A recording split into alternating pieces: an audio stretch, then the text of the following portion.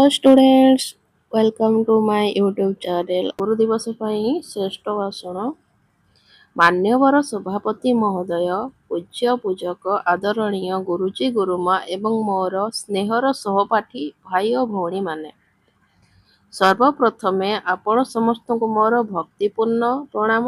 ଆଜିର ଏହି ପବିତ୍ର ଗୁରୁ ଦିବସ ଅବସରରେ ମୋତେ କିଛି କହିବାର ସୁଯୋଗ ମିଳିଥିବାରୁ ମୁଁ ନିଜକୁ ଧନ୍ୟ ମନେ କରୁଛି। ପ୍ରତିବର୍ଷ ସେପ୍ଟେମ୍ବର 5 ତାରିଖକୁ ଆମେ ସାରା ଭାରତବର୍ଷରେ ଅତ୍ୟନ୍ତ ଆନନ୍ଦ, ଉତ୍ସାହ ଓ ଶ୍ରଦ୍ଧାର ସହିତ ଗୁରୁ ଦିବସ ଭାବେ ପାଳନ କରିଥାଉ। ଆଜିର ଏହି ବିଶେଷ ଦିନଟି ହେଉଛି ଆମ ଦେଶର ମହାନ ଶିକ୍ଷାବିତ୍, ମହାନ ଦାର୍ଶନିକ ଏବଂ ଭାରତର ପ୍ରଥମ ଉପରାଷ୍ଟ୍ରପତି ତଥା ଦ୍ୱିତୀୟ ରାଷ୍ଟ୍ରପତି ଡକ୍ଟର ସର୍ବପଲ୍ଲୀ ରାଧାକୃଷ୍ଣନଙ୍କ ଜନ୍ମ ଜୟନ୍ତୀ। ସେ ନିଜେ ଜଣେ ଜ୍ଞାନୀ ଏବଂ ଆଦର୍ଶ ଶିକ୍ଷକ ଥିଲେ। ସେ ସଦାସର୍ବଦା ଶିକ୍ଷା ଓ ଶିକ୍ଷକମାନଙ୍କୁ ସମାଜରେ ସର୍ବୋଚ୍ଚ ସ୍ଥାନ ଦେଉଥିଲେ। ସେଥିପାଇଁ ତାଙ୍କର ଜନ୍ମଦିନକୁ ଆମେ ସମସ୍ତେ ଗୁରୁଜନମାନଙ୍କ ସମ୍ମାନାର୍ଥେ ଗୁରୁ ଦିବସ ଭାବେ ପାଳନ କରିଥାଉ। ଆମ ଭାରତୀୟ ସଂସ୍କୃତି ଓ ପରମ୍ପରାରେ ଗୁରୁଙ୍କ ସ୍ଥାନ ଅତି ଉଚ୍ଚରେ।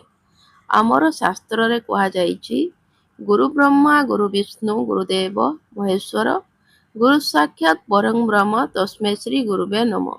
ଅର୍ଥାତ୍ ଗୁରୁ ହେଉଛନ୍ତି ସୃଷ୍ଟିକର୍ତ୍ତା ବ୍ରହ୍ମା, ପାଳନକର୍ତ୍ତା ବିଷ୍ଣୁ ଏବଂ ସଂହାରକର୍ତ୍ତା ମହେଶ୍ୱରଙ୍କ ସମାନ। ଆମ ଜୀବନରୁ ଅଜ୍ଞାନ ରୂପକ ଅନ୍ଧକାରକୁ ଦୂର କରି ଜ୍ଞାନ ରୂପକ ଆଲୋକ ଜାଳିବା ହେଉଛି ଗୁରୁଙ୍କର ପ୍ରଧାନ କାର୍ଯ୍ୟ। ମାତାପିତା ଆମକୁ ଜନ୍ମ ଦିଅନ୍ତି, କିନ୍ତୁ ଗୁରୁ ଆମକୁ ଜୀବନ ଜୀଇବା ପାଇଁ ସଠିକ୍ ମାର୍ଗ ଦେଖାନ୍ତି। ସେ କେବଳ ପାଠ୍ୟପୁସ୍ତକ ପାଠ ପଢ଼ାନ୍ତି ନାହିଁ, ବରଂ ଜୀବନରେ ପ୍ରକୃତ ମୂଲ୍ୟବୋଧ, ନୈତିକତା ଏବଂ ମାନବିକତା ଶିଖାନ୍ତି। ଆଜିର ବୈଜ୍ଞାନିକ ଓ ପ୍ରଯୁକ୍ତିବିଦ୍ୟାର ଯୁଗରେ ହୁଏତ ସୂଚନା ଓ ତଥ୍ୟ ପାଇବା ପାଇଁ ଅନେକ ମାଧ୍ୟମ ଅଛି, କିନ୍ତୁ ଜ୍ଞାନକୁ ସଠିକ୍ ଦିଗରେ ବ୍ୟବହାର କରିବାର ବିବେକ କେବଳ ଜଣେ ସଚ୍ଚା ଗୁରୁ ହିଁ ଦେଇପାରିବେ।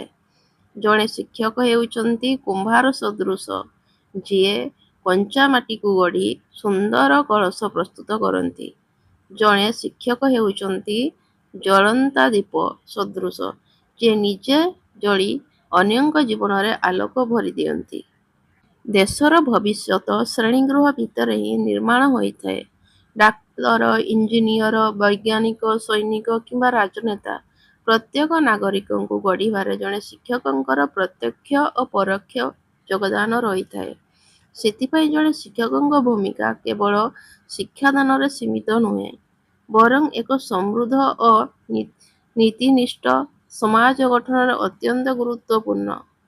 ଆଜିର ଏହି ପବିତ୍ର ଅବସରରେ ଆମ ଶାସନ, ସମାଜ ଓ ଛାତ୍ର ସମାଜ ତରଫରୁ ଆମର ସମସ୍ତ ପୂଜ୍ୟ ଗୁରୁଜୀ ଗୁରୁମାମାନଙ୍କୁ ଆନ୍ତରିକ କୃତଜ୍ଞତା ଓ ସାଦର ପ୍ରଣାମ ଜଣାଉଛି। ଆପଣଙ୍କର ଅକ୍ଳାନ୍ତ ପରିଶ୍ରମ, ସ୍ନେହ, ମାର୍ଗଦର୍ଶନ ଓ ସଦିଚ୍ଛା ପାଇଁ ଆମେ ସଦାସର୍ବଦା ଆପଣଙ୍କ ନିକଟରେ ଋଣୀ।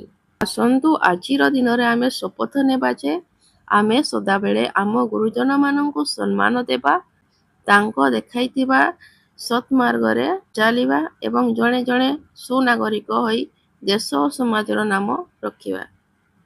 ଏତିକି କହି ମୁଁ ମୋର ଭାଷଣକୁ ଶେଷ କରୁଛି। ଧନ୍ୟବାଦ। ଜୟ ହିନ୍ଦ, ଜୟ ଜଗନ୍ନାଥ।